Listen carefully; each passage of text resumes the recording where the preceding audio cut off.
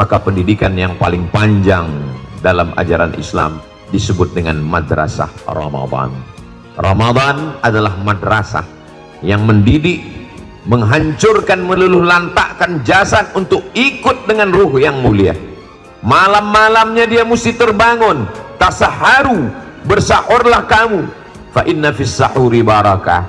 Di dalam sahur ada barakah, di dalam sahur ada kebaikan-kebaikan.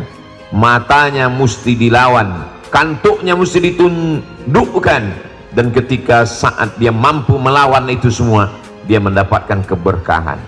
Awal motivasinya hanya ingin supaya bertenaga, supaya bisa makan sahur, supaya siangnya tidak lemah, tidak lesu, tidak letih. Tapi kemudian ada hikmah di balik itu. Tidak hanya sekedar bangun malam, pasti dia sempatkan sholat tahajud, dia sempatkan untuk sholat sunat taubat, dia sempatkan untuk beristighfar. Wabil asharihum yastaghfirun. Pada waktu sahur, waktu yang mulia itu, dia akan beristighfar, meminta ampun kepada Allah subhanahu wa ta'ala. Kalau sudah bangun sahur, rasanya akan sayang kalau hanya sekedar sahur lalu kemudian tidur.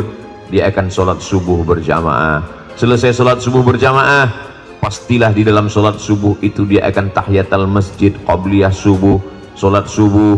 Setelah itu berzikir bersama imam, berdoa.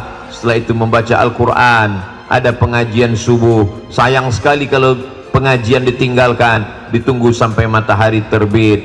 Setelah lewat waktu haram, melaksanakan sholat sunat isyraq 2 rakaat. Di balik itu ruh sedang dimuliakan, dan ruh tidak hanya sedang dimuliakan, tapi juga dia ikut memuliakan jasad. Pada saat itu jasad pun ikut mulia.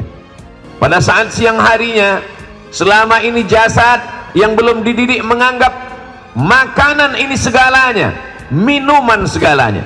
Tapi pada saat Ramadan, ruh kembali menghaluskan jasad.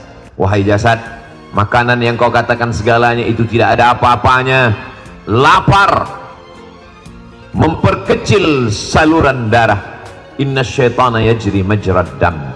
Setan mengalir dalam aliran darah. Fadayyiqu, maka persempitlah alirannya. Maka pada saat itu manusia lapar.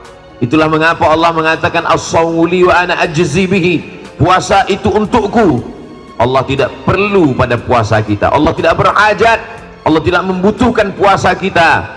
Wa huwal ghaniyul hamid. Allah maha kaya, Allah maha terpuji. Lalu mengapa dikatakan puasa itu untuk Allah? Bait rumah, tapi ketika rumah disandingkan dengan Allah, Baitullah, rumah menjadi mulia.